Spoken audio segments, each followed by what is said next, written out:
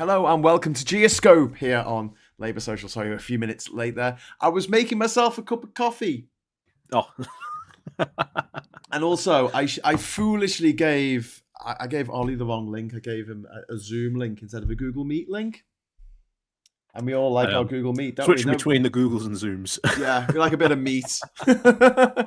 How can you have your pudding if you won't eat your Google Meet? Your meat. Right, so, oh my God. Look, I mean, this is going to be a bit of a bumper show. I don't know how we're going to fit it all in. We might have to talk very fast. But yeah, the Iranian President, Ebrahim Raisi, has carked it in a helicopter crash. Doesn't pay to be friends with Putin these days, does it? Oh, wow. Well, this is it. I mean, there were a lot of conspiracy theories out in like the first couple of hours that this had said. So there was rumors going around that there had been a helicopter detected a heat signal, and everyone was like, "Oh my word, has Israel done an assassination?" A heat signal, is that something that helicopters from the 1970s can do? Well, this is what was going around, and obviously there's no evidence of that, but that was one of the rumors doing around, but that's been pretty much dispelled, because if you've seen the photos, like, you've got to see in the footage of them, like, them trying to rescue this guy, and you can see the fog that they're fighting in these photos, just absolutely thick as pea soup. There's stuff that, like, the helicopter people, that apparently they said they couldn't even see like 5 meters in front of them. And this is a mountainous area.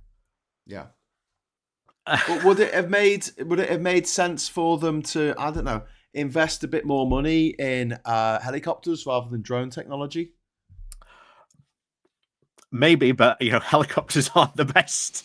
Just helicopters aren't the best form of transport. Just saying. Yeah, but the helicopters they were using were old American, were they Bell helicopters from the 1970s that they couldn't get the parts they needed to service them properly because of the embargo against not the embargo, what's it called? The sanctions against Iran. Puninator in the chat, member for 2 months. He wants to know, urgent question, mate. Where's the bowler hat, man? Oh, does this happen every time? It's off. It's off to the side. Do you want to say a big hello to everyone in the chat, including Puninator and Reagan Elite? Hi, Reagan. How you doing? We've got Emma Price in there, Unquiet Spirit. We've got Veg Pie. We've got Puninator, as I said, Puninator already. And Vendetta is in there, and Billy Kershaw, and Band of Harjaps. Band of Harjaps. Probably saying that wrong. And David, hello. So that was the big news this weekend, really. I mean, there was obviously domestic news, quite devastating news that came out yesterday about the tainted blood scandal and the infected blood scandal and the subsequent cover-ups by subsequent governments since the 1970s. It was incredible. But looking further afield, there were kind of crazy scenes yesterday in America in the courtroom in which the judge at Trump's election interference trial in New York, they call it a hush money trial. It's not a hush money trial. It's an election interference trial. It's not against the law to pay someone to keep their mouth shut. It's actually illegal. And also, part of the First Amendment right to pay someone to keep their gob shut and for them to keep their gob shut. But the fact that he did it for, like, electoral purposes to try and, win an election, he didn't want any bad information to come out with him, to come out before the election. Same thing that Nixon did, actually, paying people to be quiet about the Watergate break-in the original Gate case, the Watergate gate.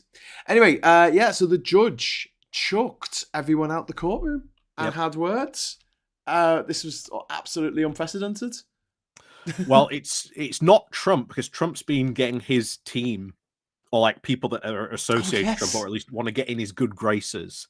Yeah, they've been sort of not appearing in court because they're not on trial, but they've been in the courtroom, and then they've been going to the media outside, and they've been attacking the judge, they've been attacking people in the jury, they've been attacking everyone.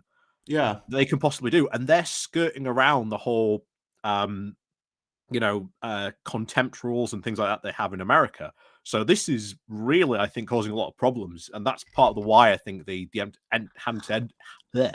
to end up clearing the courtroom. when that all kicked off. Oh no, you're frozen in a really weird position. You look like Jacob's ladder. Oh no. That's no good. Oh no, I'm back. Yes, you are. What happened there? Oh no, I'm back. Yeah, you are. What happened? I don't know. Okay, guys. That was. I don't know. Hopefully my internet's all right. I'm having a Wayne. Doing a Wayne.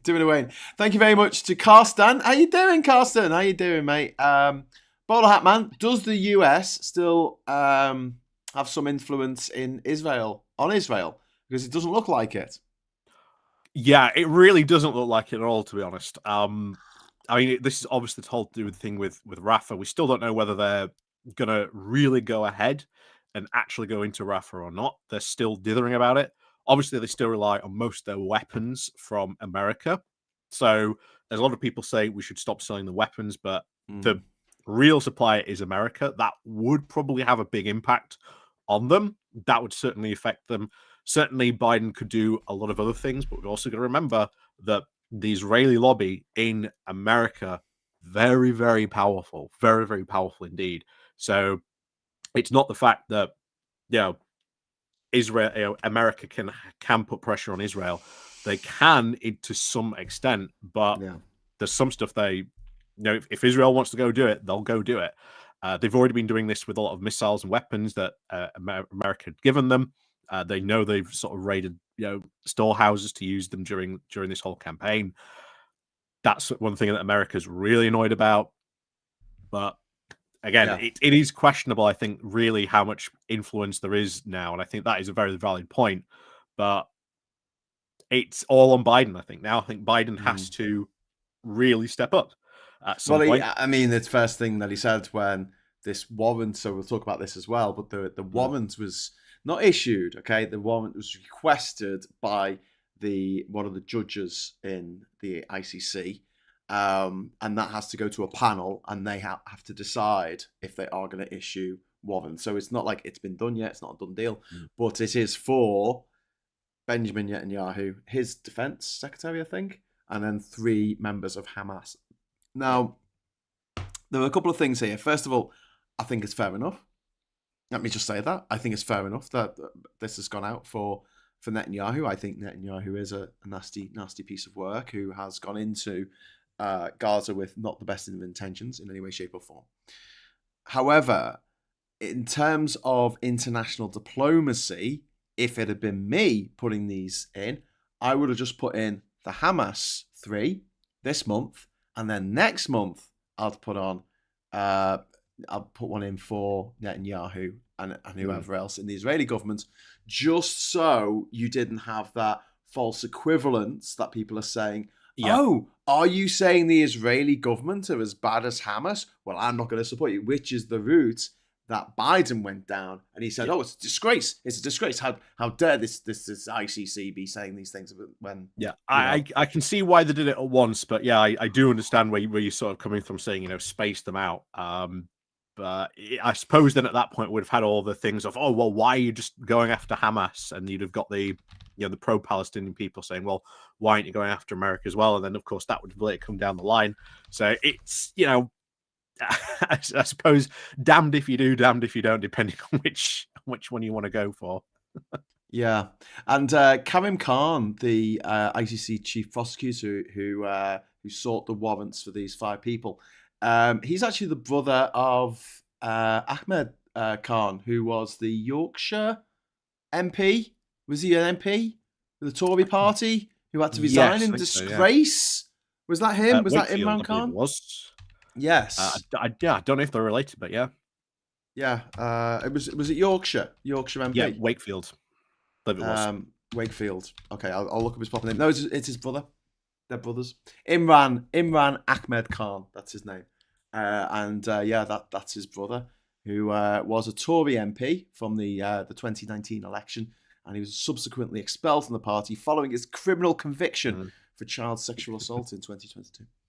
My God, But also, could we talk about the private school mafia? Because I was supposed to talk about it last night with Terry Christian, but I had to cancel it at the last minute. Which is a bit upsetting, annoying. Anyway, yes. So, Has the UK government made a statement about the ICC chief prosecutor yet? Have they weighed in on it, or they just kind of ignored it?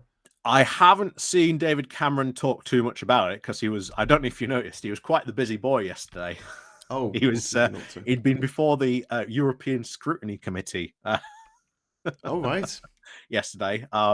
It looks like that William Cash and his fellow Brexiteers on that committee are in the process of trying to essentially torpedo and sabotage the deal that they are trying to sign with Gibraltar. So that was a bit of a spicy session. Oh, yes, because Gibraltar's going to be part of Schengen, isn't it? Just before you go on, yes, Sunak has actually made a statement. He said that it was deeply unhelpful and flirts with moral equivalence between Israel and Hamas. That's what I just said. So I seem to be saying words that have now come out, or subsequently, perhaps have come out of Sunak's mouth. No, he said it first. Damn it. But yeah, I can see why people would say there was some sort of moral equivalence here, when obviously there isn't. But two bad things can happen. It's not like because a bad thing happened, this other bad thing can't be bad, because that's not the way that bad things work. Yeah, I'd just like to salute Super Tiny in the chat with a classical Wakefield slogan: "Not as crap as Huddersfield." And the thing is, if you're in Huddersfield, well, you're not as crap as Wakefield. Yeah, true. I quite like Huddersfield. Huddersfield's quite nice. No, Huddersfield is actually quite nice. They have a nice little Christmas market in Huddersfield. Anyway, just a big thank you now to Brad W for the super chat. Has Braverman demanded that we leave the ICC yet? No, but she probably will.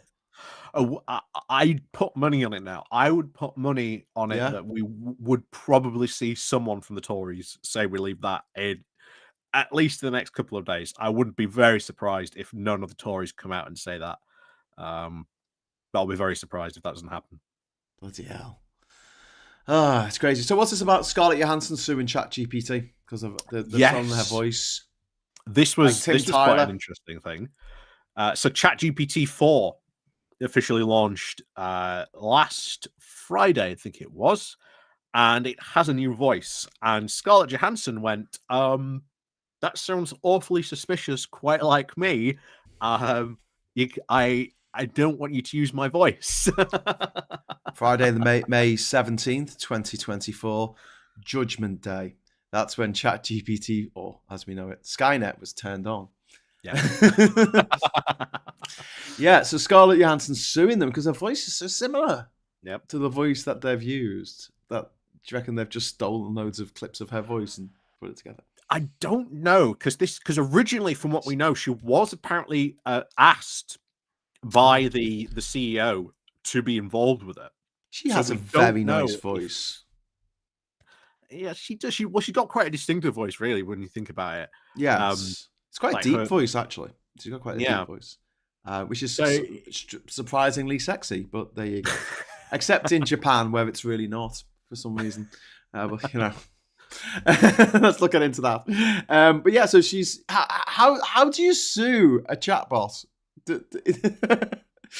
Well, actually, this is kind of funny because I think this is the first of this type of case ever to be brought forward by a major Hollywood actor. So this is actually probably going to set a lot of precedents, depending how this case plays out. Could even start whole new laws, rules, and maybe even regulations, depending how it rolls out. But this is something that is definitely worth keeping an eye on if you're interested in AI and any sort of regulation. This is sort of the case to sort of keep an eye on, although probably not going to be heard probably maybe until the end, maybe next year when this starts kicking off. But that's really interesting. But then I guess it's going to go down the same route as music plagiarism cases, which have been going on since the 1950s. Would you believe it? But yeah. Most notably, I think, was it George Harrison from the Beatles? He got sued for plagiarism in the 1970s, and it put him off writing music because he was like, "There's only a few chords. Like, what are you talking about? It's not like everyone used the same chord progression. You know, Pachelbel's what's it called? thingy in C. Piece of music in C, which is used in everything as in terms of chord progression. But yeah, it could be the same thing where you sit down in front of a jury and you play them the chatbot voice, and then you do your voice, and then you say they've stolen my voice. How bloody dare they? Yeah. And you leave it up to the jury to decide if it sounds similar enough. Well, I don't know how familiar with all this, but there's a lot of YouTubers out there at the moment who are actually copywriting their voice. Oh, I've been tempted to do this. Because if you think how many videos like you and I have done over the years, someone can easily take all those videos and put them into a program, and then they've got your voice. They stole my voice. My voice. Well, yeah. Can't steal my voice. Yeah. Yeah, I'm just going to read a couple of slogans. Not shit's Halifax. Halifax is quite nice as well. Stop dissing Yorkshire, peeps. Sarah Davis used to load ammonia from Wakefield when I drove HGVs. Fair enough. Put an A to saying there's not a news channel according to Ofcom. Oh, yes, this is the news of GB News, who we're going to bring down. Hey, here you go. Here's a Labour social exclusive. They've got into trouble about their offering earlier in the year in February with Rishi Sunak before a live audience, and it turned out that all the audience were all like Tory simps, and they didn't do a right to reply for Labour. They didn't do an equivalent show with the Labour leader or anything. Well, I was supposed to be on that show. I was supposed to be in the audience, and then they told me no at the last minute. So I put in a request via the Information Commissioner's Office, the ICO, to say, hello, can I have the information on who my information was passed to? And they haven't got back to me. And that's against the law, my friends. So it was Savation who were running the audience for GB News. But I'm going to start pursuing it this week and see where I get to. Because if it turns out that they shared the information of who was going to be in the audience with the Tory party, and they will have to eventually give me that information if they did do that, that could be the end of GB News and possibly the Tory party. Well, that's my excuse, and I'm sticking to it. Well, maybe GB News. Yeah, maybe GB News. The Tory party will have to wait to the election. But God, at GB News, like this is the 13th telling off. I mean, how many times do you tell off a naughty child before you just like... Yeah, Sarah's saying they'll keep on getting away with it, and I think it's Ofcom. And I think the big thing about Ofcom is so long as there isn't the political will or the pressure being put on Ofcom, there's no chance of GB News being sort of brought to heel, shall we say, at the moment. Potentially, maybe next time, maybe in the next Parliament. I mean, just coming back to what's happened with Cameron and the EU, scrutiny committee run by William Cash. Big problem we've talked about, I think, before, is the reason why you can't talk a lot about Brexit or Brexit subjects or the impact of Brexit is because one of the big committees is run by Brexiteers. It's run by William Cash. So the governor of Gibraltar, what's his name? Peter. Is it Peter Falco?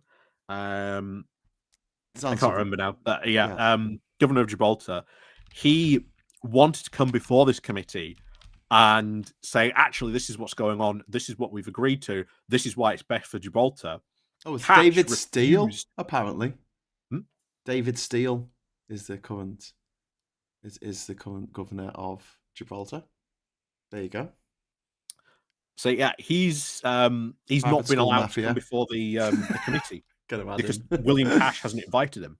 And that's why some of these committees, being a chair of a committee, can be quite important, because all of a sudden, well, I don't want this guy to come and, tell some truth about what's going on in Brexit and etc. Because, and that's another reason why we need to get the Tories out. It's not just ministers in Parliament that are a problem, it's these committees as well that end up affecting, policy and all sorts of stuff that goes on in Parliament as well. So that is another big thing to consider going into the next general election as well.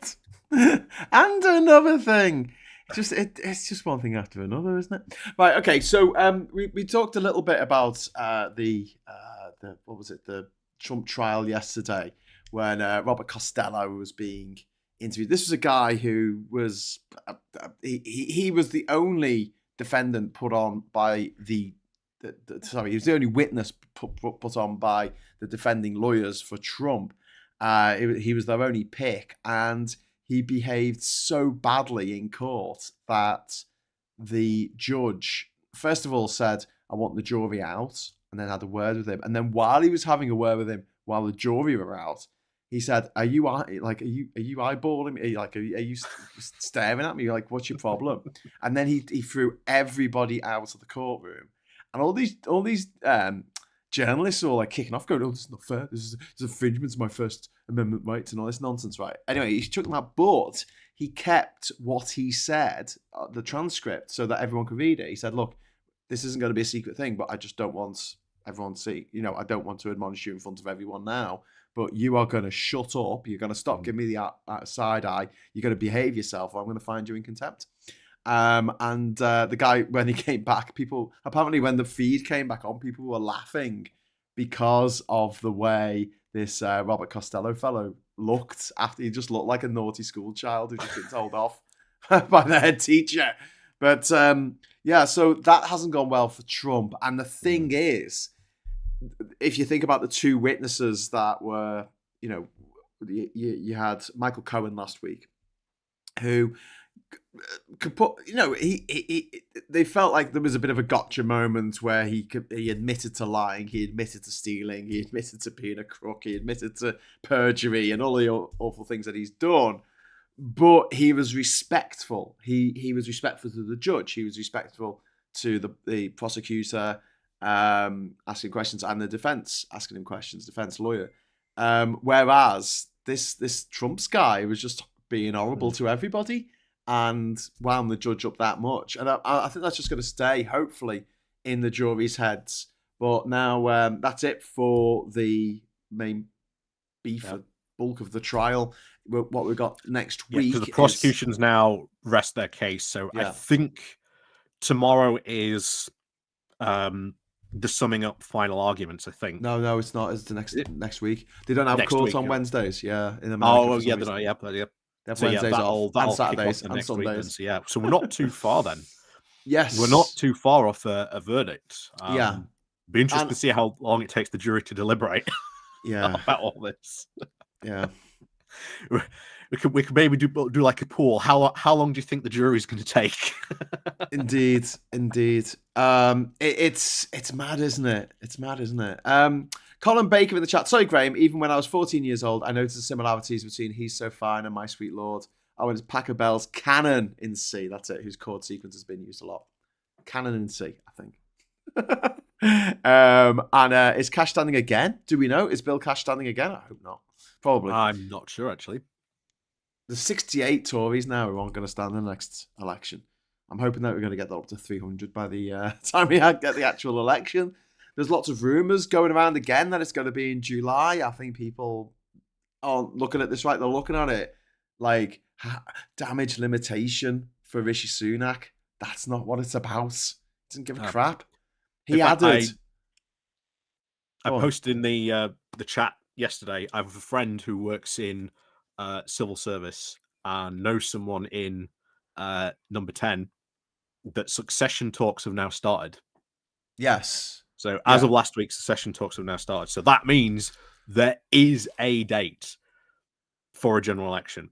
But it could be November. From what was passed down, only number 10 in cabinet now. Yeah. But it could be November, and I think it will be November. And here is why. 120. That's your number. 120 million. That's how much Rishi Sunak added to his personal fortune last year because he's the Prime Minister.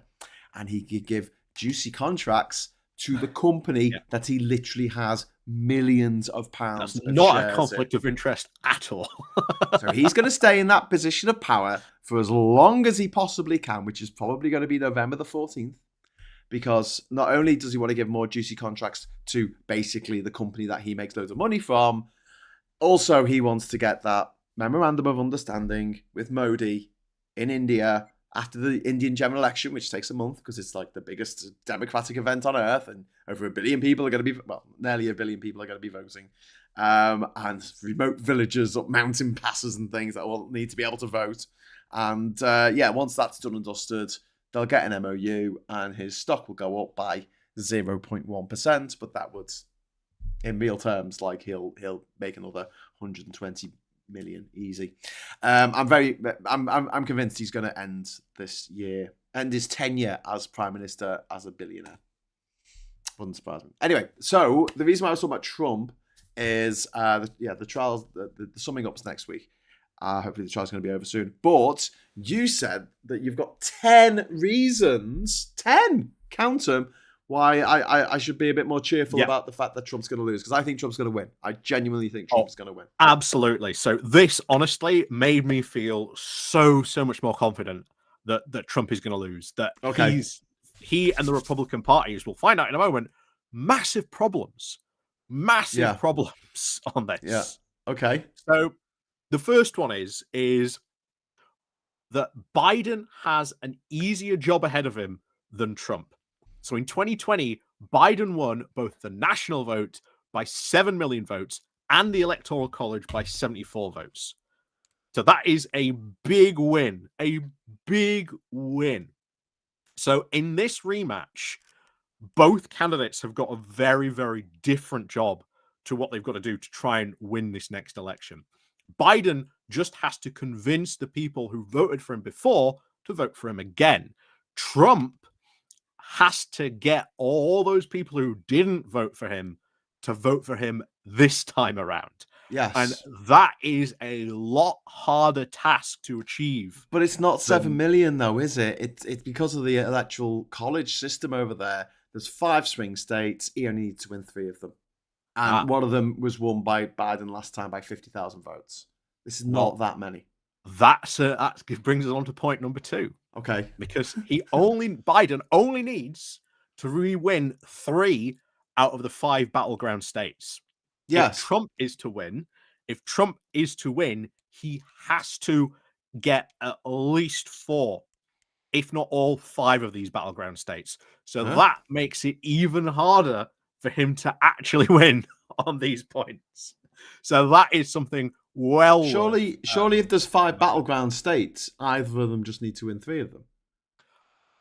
And whoever wins Penn State's got to win anyway. Well, that's all he needs to do. He just needs to win 3. So the big battleground states. No, but I'm saying surely that's true for Trump as well. If it's true. Yeah, but he's got a lot harder chance because he's got to win more than Biden for these states. He has to win more than Biden, or else he's not gonna stand a chance of winning these elections. So what do you mean if you're going to be up on election night, the states to watch: Pennsylvania, Michigan, Wisconsin, Arizona, and Georgia. And he has to peel 3 states away from Biden. But you're only talking, in some of those states, you're only talking about a handful of votes. How much did he win Georgia by last time? 11,700 votes. It's not very many. In a country of 229 million people. 329 million. Jesus. It's a big country. I think he'll do it again. I think if you look at how the midterms wound out, if you look at the results that went and happened there, I think the midterms have pretty much already decided how these are going to go. Trump's candidates, Trump's hand-picked candidates, none of them won. All of those were in those key battleground states. Yeah, but that was during that was before he was put on trial, and now he's making out like he's a political martyr, that he's been put on trial by the deep state, and they're going to come for once I'm in jail, they're going to come for you. That's his whole shtick now. He said yesterday, did you know he put out a Trump social thing? Did you hear about this? Saying he wanted an eternal Reich or something. And then he deleted it. He's been coming out with this Nazi shit like in public, and he doesn't care anymore because he knows that the people who voted for him in 2016 voted. More people voted for him in 2020. It's just that even more people voted for Biden, but more people voted for Trump in 2020 than voted for him in 2016. I mean, and nothing is sticking to this guy. This guy is found guilty of sexual assault, and people are like, yes, I want him in charge of every woman in this country. I want this man above the law.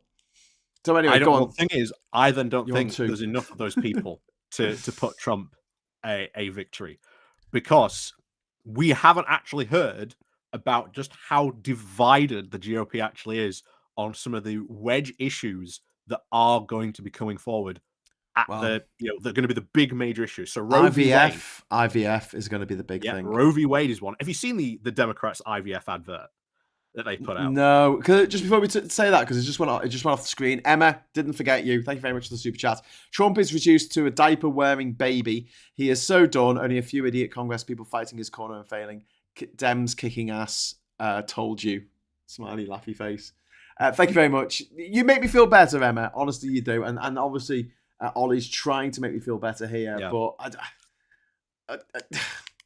look, the way I'm looking at it is, if he can get away with all this, and the Democrats are too freaking timid to go after him and actually just nail him to the wall at every opportunity, go in all guns blazing. That's just the American way. And they're just giving, it's all like softly catchy monkey. Just sod that. If this, all the shit that he's done, if a Democrat had done it, they'd be all over them.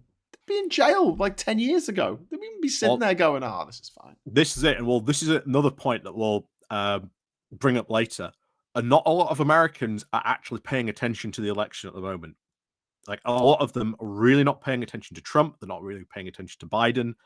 They know that there's another general election in November, but most of them are just not in that mindset for a general election yet. And when I think that happens, that's where Trump's going to perform. At that point, he has to be able to perform at that point. Does he? Otherwise, he's... I honestly don't think he has to do anything. He gets in the news. He gets on the front page of the news every day. He doesn't have to do fuck all. He just sits there like a big blob, a big orange blob, shitting himself and falling asleep, and he's still on the front cover of every newspaper in the world. And that's all it is. It's a not even a popularity contest. It's a recognition contest, because most people don't give a shit about politics. They just go, I know that guy. Oh, do you remember when he was last in? Were things better? Yeah, the inflation seemed like, Snickers seemed to cost less, or marathon, as we call them in this country. On the Snickers lark. But they're like, there's been inflation. The economy might be doing well, but I haven't seen it personally myself. The employment might be high. Unemployment might be low, but I'm not seeing it personally. I'm going to vote for change. And a lot of lemons out there will go, who voted for Brexit, who voted for Trump in the first place, to go, I want change, I want something different. And they'll vote for the worst possible thing just because it's different. Anyway, I think you're on 3. Have you got more for me? Yeah, I've got more for you. Actually, this is actually quite interesting, because this puts into what you were just saying, that point 4, MAGA has, you are right, gotten more extreme since it lost in 2022. And this is one of the interesting points, that a lot of Republicans are now saying this is turning off the more moderate Republicans. And they are, they might not go for vote for Biden, but now they're going, well, I'm not going to go out and vote for Trump. It's a very similar story to what's seeing in the UK with the Conservatives currently. So that is a really good sign for optimism. The fact that you've got Republicans in America who are like, yep, not going to go vote for that guy. Because even things on like January the 6th, more Republicans are in favor of convicting these people of like the stuff that happened on January the 6th than there aren't. So that is, once again, something that probably will come up during the general election. There's a lot more Republicans that are in favor of convicting than, say, Donald Trump, who wants to pardon them all. So that's something to look forward to. And of course, MAGA is only, I think, going to get even more extreme, and it's going to turn even more of the moderate Republicans off. So that is sort of point 4 on that. Yeah. Okay. To point 5, because we were talking about the economy, Biden is actually providing over a stronger economy, not a recession. Yes. And I think that's what even we thought potentially as well this year, that there might be a recession. Yeah, that's true. Okay, I'll give you that. But are people feeling it? Are people in America actually going, well, technically they are. Inflation is down from 9% to 3% in America. So that's not a bad number to honestly be when you come to sort of inflation. And unemployment is roughly below, I think, 4% at the moment. So it's the lowest it's been in ages. Unemployment. Yeah. Overall, that's pretty good. If you are Biden and you're coming, this is the economy. Overall, that's not actually a bad situation to be in. If you can say this is the economy, this is how good it is, because just where Biden will be able to go, this is the economy, look how amazing it is. Remember when Rishi Sunak is hoping himself to go to the polls, he will be able to go, oh, look, the economy is a thing. You know? Yeah. It's doing a thing. It's the economy stupid. Yeah. But then you've got our people thinking that things were better under Trump because people got very short memories. That worries me. I liked Anthony Scaramucci, who's this, yes, did you see Trumpster mobster? He was being interviewed. Explosion he did. He went on a massive rant on his podcast recently about Trump. Yeah. Oh, I missed very, that. very fun to watch. I think he was being interviewed by, who was it? It might be Times Radio or something. And he said about Trump and Biden, he said, well, the thing is, you can either have Weekend at Bernie's with Biden, or you can have One Flew Over the Cuckoo's Nest with Trump, which is the one that he wants. Yeah. That's like the best way to put it. He's like, I'd rather just have a corpse that's being, moved around to make it look like he's alive, who's at least has respect for American institutions and the rule of law, rather than this absolute bloody lunatic who's in need of lobotomy.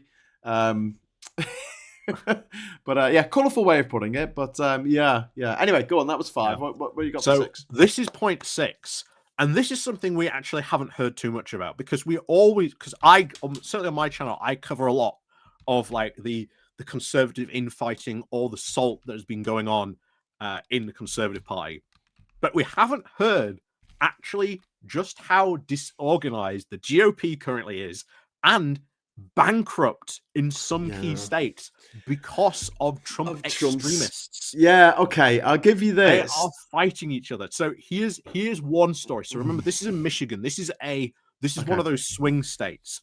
So in Michigan, I'm sorry about the ads. People are getting ads. An election denialist, is a former unsuccessful candidate for the second. Who's this? Sorry, who's this?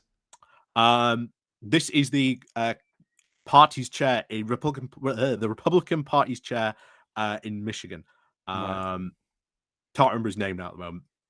Okay, but he was ousted, and he's now currently fighting against the GOP in court to retain their position, which has now left the party in Michigan in complete financial straits with $500,000, where they might even have to sell their headquarters. So that is a swing state Republican Party in absolutely dire straits, and that's a swing state. So the former leader was Christina Caramo, and she tried in February to regain her post, but was denied by a court, I think, in a court ruling. Yep. But yeah, there's former U.S. Republican representative, Pete Hoekstra, was with backing from the National Party, and former President Donald Trump is recognized as new chair of the state of the Republican Party.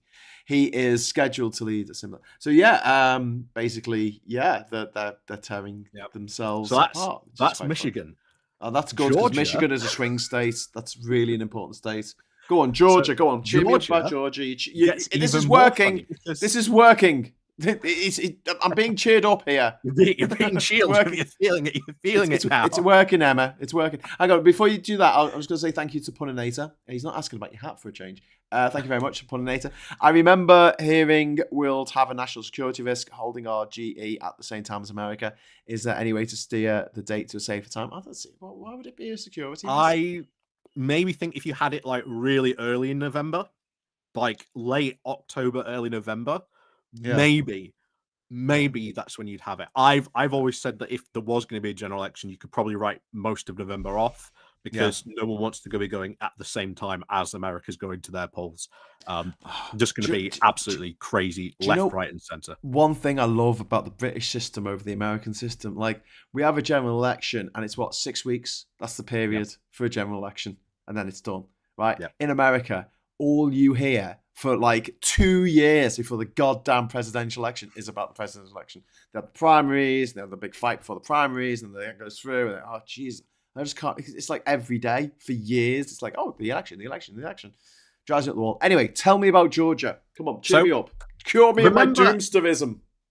So remember that Georgia, what happened during the 2020 election? This was the infamous Donald Trump phone call.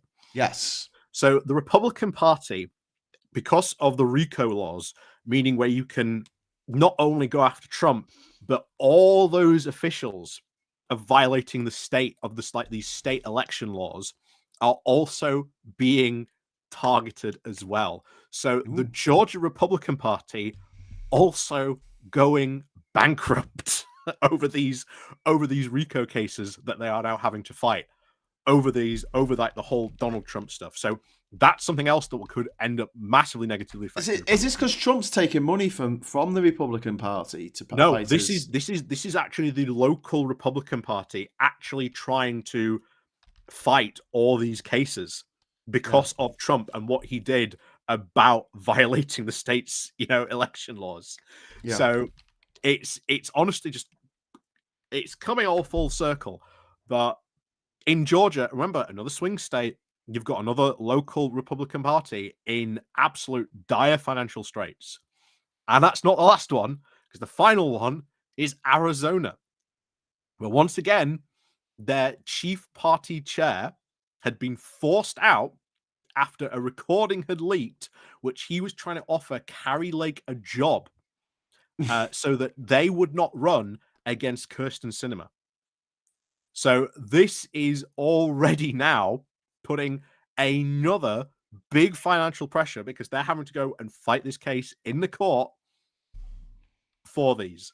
And there is now apparently massive infighting happening in that Republican GOP between the MAGA people and the more normal Republicans. I don't know what's the best way to call them. Do we call them normal Republicans? No such thing as a normal Republican. But yeah, Emma, thank you very much for the super chat. £5 super chat, thank you. Trump supporters are going to rallies wearing diapers, stating real men wear diapers. They are a joke. No one in court is in court supporting him. I saw that picture. I didn't think that was real. I thought it was someone taking the piss. It got to be someone taking the piss, like a satirist. I mean, it's hard enough to be a satirist these days with everything that's going on. But yeah, so the actual GOP in Georgia and in Michigan, which are two of the important states that Trump has to win. No, it's all three important states. You've got Michigan, Georgia, and Arizona. All those local GOP parties are bankrupt. Oh, brilliant. Well, that's good. So this obviously now leads us on to the question of money, because if you know anything about the US election... Did you say someone was called Curzon Cinema? That's a cinema in London? That's a cinema in London. I don't know. I've never been it. Well, there are plenty of cinemas in London. So is there someone called Curzon Cinema? That's their name? Kirsten Cinema, yeah. Kirsten Cinema, like cinema spells S with an S. Cinema, like oh my god, you're right. There is it's K-Y-R. It's not Kirsten. C-R. It's not C-U-R-Z-O-N. It's not Curzon. It's Kirsten Cinema. That's hilarious. Yeah, I can't believe that's her name. Kirsten Cinema. So this woman, she's a Republican. Oh my god. She's serving as the senior United States Senator from Arizona, and she's a former member of the Democrat Party. What? Hey, what is going on? What? So she was a Democrat and now she's a Republican. I'm so confused. I'm not sure what happened there, to be honest, but I suspect there's a whole law reason. You've got to read the deep law of American democracy to find out what's going on there. Okay, no, but she was Democrat. Now she's an independent. Okay, Fair enough. Fair enough. Well, yeah. Crazy days. Kirsten, so Larry the cat is putting Kirsten, not Curzon, cinema. It's your thick Yorkshire accent. Wait, what are we up to? What have we got? We've got 9 minutes left before we're going to shunt everyone over to poor old Max for Max's live stream at 8:30. So where are we? Six? So let's do 2 at once. Let's do 7 and 8 at once, because I think these 2 points really are sort of linked together. So this is about the question of money. And any US general election always has been the case. Whichever candidate raises the most money wins the general election. So here's some numbers for you. Hang on. That didn't happen in 2016. Well, that's true, but it's more been the case rather than not. Yes, but the last time that it didn't happen, it was Trump who won. That's true, but just in March, Biden raised $90 million in 1 month. Yeah, $90 million in 1 month. So apparently now this leaves him with over $192 million being able to fight a general election. So that is a lot of money to fight a general election campaign. Yeah, but Trump can get $190 million off one of his mates to cover his bond. Maybe not. Maybe not. Get it from his Saudi mates. Oh, actually, funny story about that. You know, Saudi's like it's not heading to bankruptcy, but it's not doing so well economically, and a bunch of countries have left OPEC. You know. Like 3 countries, Angola's left, and a couple of others. They've left OPEC because they're like, "What are you doing, Saudi Arabia?" Because the countries that aren't OPEC, so OPEC's like an oil cartel that sets the price of oil around the world. But since like America found tar sands and Canada found tar sands, and they got all this oil out the ground, started selling it cheap. The Saudis don't have as much power as they had. This is why their walled city, their line, has been decreased in size from 100 miles long to 1 mile. Great. Anyway, sorry, go on. I completely interrupted. 7 and 8. 7 and 8. Quickly. Yeah, 7 and 8. So 7 is Biden has a really large war chest. Not only that, he is using that to expand his his troopers on the ground in these key states. So he's got people going out, door knocking. There are organizations being funded by this to get people out to vote for this. Meanwhile, for Trump, the reverse is true. Not only has they now attracted even less donors, well below what they got in 2020, but he has now even raised far less than the Biden campaign. So it's roughly estimated that apparently March they brought in about 66 million as we compared to Biden's 90 million. Yeah. So just off that is a big cash difference. And this means in America that Trump is not expanding his ground game in these key battlegrounds because he's not having full-time staff to work in these different offices to go out and have people campaign for him. But does he need that ground game that will affect him in a general election? He's going to be on the front page of every newspaper every day from now to the election, owning the libs, doing stuff that upsets people who care about anything. But like I say, at the end of the day, it's the same for our elections. You need people out on the ground. Trump hasn't got that. His ground game is just not there. If you haven't got the ground game in America, how is a lot of votes. How is that 7 and 8? What were the 2 different points? Oh, that was that was 7 and 8. So 7 is that Biden has a far larger war chest, and 8 by far that Trump hasn't. Okay, all right, okay, yeah. Two sides of the two cheeks of the same arse. Two sides of the different things. Yeah, 2 sides of the coin. All right, before we get to 9, yes, Viv Burgess has just made a really good point. I don't know if you saw this, but Rudy Giuliani was served with his court papers. Yeah. And they were trying to do this. They were trying to serve him with his court papers. They've got this really wacky system in America. In the UK, it doesn't matter. If you don't know that you've been summoned to court, it's your own fault, essentially. But in America, you've got to be served with papers in order to have to go to court. And they kept on turning. They turned up to his house. They turned up to his place of work. They turned up to all these places. They turned up to, I don't know, White Castle and McDonald's looking for him. Turned up to that, the parking lot that they had at the Four Seasons Landscaping Corporation. He wasn't there. And then they found out via the internet, via social media, that he was having an 80th birthday party in Florida. And he's there blowing out his cake candles and everything. And he's got a big balloon with 80 on it. And on his way out of the party, they nabbed him and served his papers. Yes! What's even funny is the guy who was serving him papers was in the video of them singing Happy Birthday. He's in that video. He's actually in that video with the papers. Oh my God! I didn't know he was in the video. I thought he just said them afterwards. Oh my God, that is amazing. That is amazing. Svax says, funny enough, Cinema started as a Green Party activist, and now she's an arm of an oil lobby in the Senate. That's great. Anyway, quickly, you've got 3 minutes to do 9 and 10. Anyway, 9 is of course Trump's very uncertain, shall we say, legal status.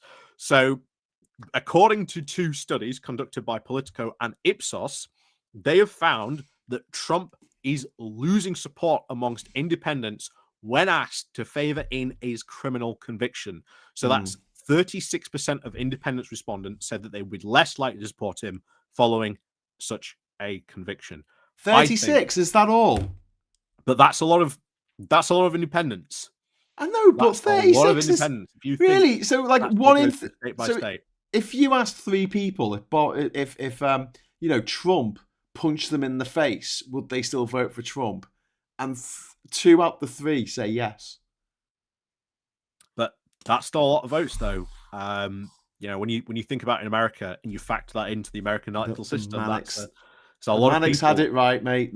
Democracy is an empty lie. Anyway, go on. What's number 10? What's number 10 though? Go on. Anyway, number you 10 are making me feel better, to be fair. Yeah, number 10 is what I said just a moment ago. The reality is that for the vast majority of Americans, they are not turned yet onto campaigning. They are not into the campaigning of the season yet. So no one is focusing on Trump. No one is looking at his campaign, even considering how they are going to vote in the general election. So this is honestly, I think, when the American public, when the American media start to focus on the campaign, when the whole machine really starts to get rolling, starts to get moving, that's when I think Trump is going to find himself in some big problems. There's the question about, are debates going to run this year? Will Trump show up to debates? He obviously didn't show up to the Republican ones. Biden, that will be an absolute gift to Biden, because Biden can then just sit out and talk directly to the American people without Donald Trump, wandering about sliming about on the stage. So if he doesn't show up to debates, that is going to only work in Biden's favor. If he doesn't have debates, then Biden can just have them by himself. There is a conversation to be had, like, what if Trump gets a year in prison? Yeah. All bets are off. Yoni says it's a cult, but its numbers are dwindling. I hope so. But he's saying not too scary. And sorry, there's some funny stuff in here about Giuliani. we've got Larry the cat saying happy birthday to you, and here's your court papers, leaky head. It's just killing me. And then Ernie Burns is saying it was even funnier. Drooly, as in drool, taunted the state had not got him just before he got served. Oh, it's so delicious.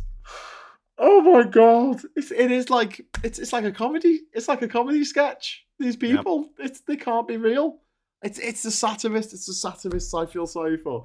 Anyway, thank you very much, Ollie. You've cheered me up. You've cheered me up. Let's just say that. You've cheered me up. Excellent. I'll be back tomorrow at 9:30 with Morning Brew, and we have Prime Minister's questions tomorrow. I'm very sorry, at 12 o'clock. So if you want to join us for that, you are very welcome to do so. So thanks very much to Ollie. Thanks to everyone in the chat, our socialites, and thanks for the super chats. Obviously, give us a like on the way out. And now we're going to dump you over onto Max's stream. So say hello to Max for us. Say Labour Social sent us here. That would be awesome. And until then, enjoy your new outro. And I'll say hello, good evening, and welcome, and goodbye. Bye.